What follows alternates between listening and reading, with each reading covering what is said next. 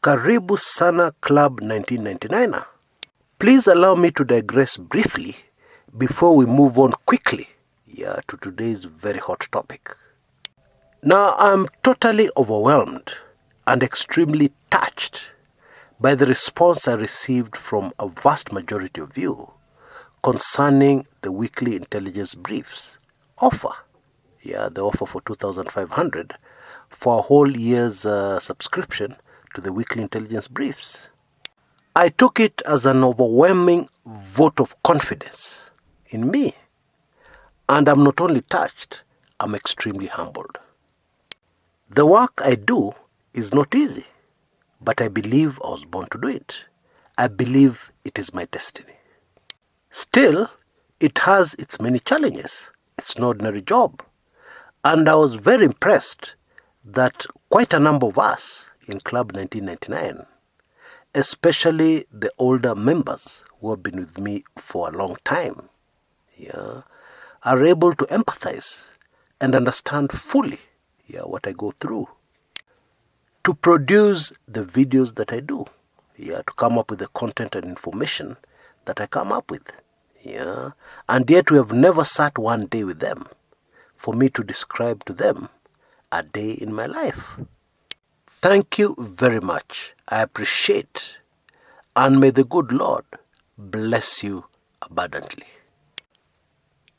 Now, I have decided to extend this particular offer for weekly intelligence briefs up to Monday, 5th of August. That's just about 2-3 days down the road. In appreciation of the fact that many of us on this forum are very busy. Indeed, there are quite a number who have only seen this information just the other day. And even there's a small fraction who have no idea where we've reached. Some are still asking questions that were asked 2 weeks ago. They're still on issues that we were on 2 weeks ago. Anyway, you now have until Monday, 5th of August to take advantage of this amazing offer. Now, while I'm there, I'd like to extend my sincere thanks to all those early weekly intelligence briefs members who paid a higher price for the briefs. Thank you so much for your understanding, because what we do here, many still don't understand, is not a full commercial enterprise. Because if we turned Club 1999 and indeed the Kumekucha brand into a fully fledged commercial enterprise, it would be very profitable, but I would not be able to reach the number of people I would like to reach, as many Kenyans as possible, because my mission, which is always on my mind in everything I do, is a better Kenya. And this mission, of course, will be much easier the more people we reach, even with sensitive information. Of course, we know there are those who are out to destroy, those who are in Club 1999 and have their own other motives. But that's okay.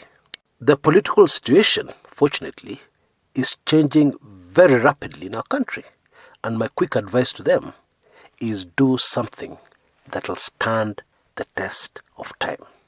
And if you doubt that advice, then go and talk to Bwana Dennis Itumbi, who's on this forum, by the way. The other thing I'd like to quickly mention is that you may have noticed that Club 1999 imeamuka. I am so relieved that quite a number of things have come together just in a nick of time, at the right time, when the club was invaded. Let me just leave it at that.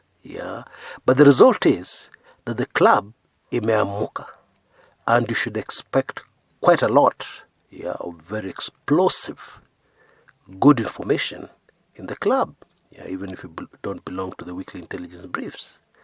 But my advice, my strong advice, belong to both. Because where we're going, there'll be a lot of highly sensitive information that I cannot even share here. That will only have to go into the WIBs.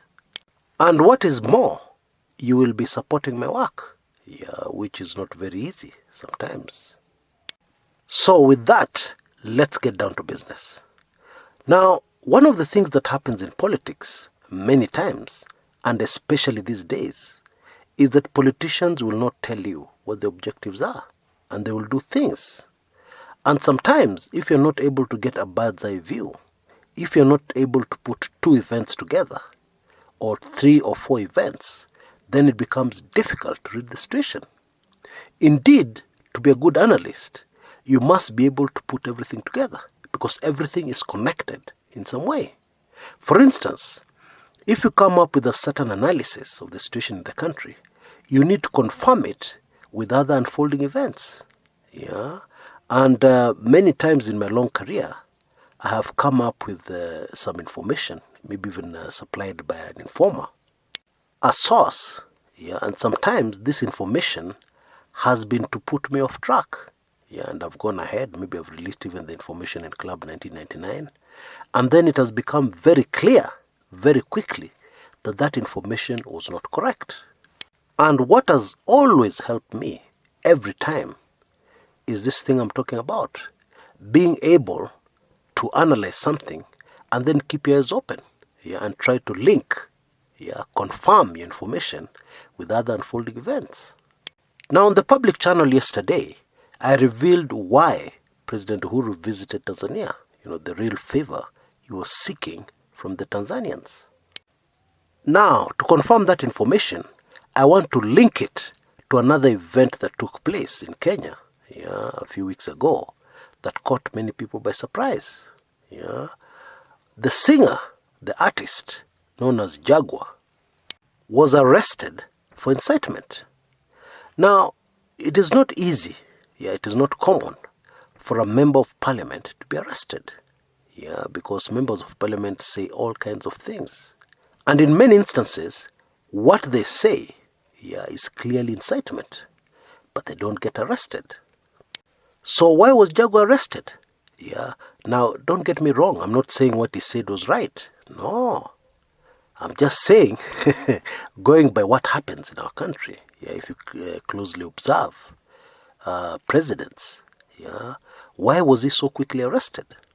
Well, the answer in a nutshell is that he was bang in the middle of a battle that has become so fierce, most Kenyans don't realize it. The battle between Team Keleweke and Team Tangatanga. Now, clearly Jaguar's statement was targeted at Tanzanians. Now, if we put together very carefully all the other events surrounding that Jaguar statement, including the president's visit to Tanzania, it should be clear that Jaguar's statements were not off the cuff. He did not just wake up one morning and say Tanzanians should be chased out of the country, or rather he'll personally chase out all Tanzanians from Kikomba Market. No. It seems that what Team Tangatanga wanted to do was to provoke the Tanzanian government. What Team Tangatanga wanted to do, which should be very clear now, was to ensure that diplomatic relationship between Kenya and Tanzania, would not in any way get better. In fact, the objective, it seems, was to ensure that they get worse. That there would be no day that Kenya and Tanzania would sit together and discuss or agree on something or anything. But clearly, the president is very determined. Team Keleweke are very determined. And in my view, Team Tangatanga underestimated the determination of Team Keleweke. Because the president went out of his way, and took a whole weekend to travel to a remote village in Tanzania to fix things. These events reveal something else that is happening within the Kenyan government that is very dangerous. You see, Jaguar's actions, what they tell us is that Team Tangatanga already knew that the government was going to try and mend fences with Tanzania with the objective of frustrating money launderers who were using Tanzania to clean their dirty money, exchange the old 1,000 shillings notes for the new ones. So if it was you and you're in Team Tangatanga, what would you do? The logical thing, you mess up relationships between the two countries even further, by making the statements that Jaguar did. In Kenya, we say chafua chafua. Yeah, that's precisely what the strategy was. Which implies, and this is the really explosive information here, that indeed it is true, Team Tanga Tanga have some interest. Or rather, it is in their best interest that Kenya and Tanzania remain in the kind of relationship that is very icy, that the two countries don't talk. Now, the dangerous situation here is this. We have one side of the Jubilee government doing their things, Team Keleweke, and then we have another side of government, Team Tanga Tanga, looking after their own interests and frustrating the other side of the Jubilee government from doing what they want to do. Especially if that thing Team Keleweke wants to do, will be detrimental to the plans of Team Tanga Tanga. And this is a perfect example. So in effect, we have a house divided. And of course we know a house divided cannot stand, at least not for long. So let us summarize it for clarity. Team Keleweke wants to frustrate money laundering activities linked to Team Tanga Tanga. And so with the help of Raila Odinga, who understands the Tanzanian president very well, because they've been friends for years, very close friends for years, State House starts sending out feelers to Tanzania. And of course this information leaks out to Team Tanga Tanga, who are in government. They're bound to come across such information. And so they make their move to frustrate what is being done. And Jaguar makes his statement. He'll kick out all Tanzanians. And predictably, the Tanzanians react. Even the parliament talks about ejecting all Kenyans who are residing in Tanzania. And the whole thing looks like it's working like a charm. Then suddenly, the president pulls a rabbit out of the hat and goes all the way to Chato, and everything changes. And the government succeeds, or rather one part of the government succeeds, in repairing diplomatic relations with Tanzania.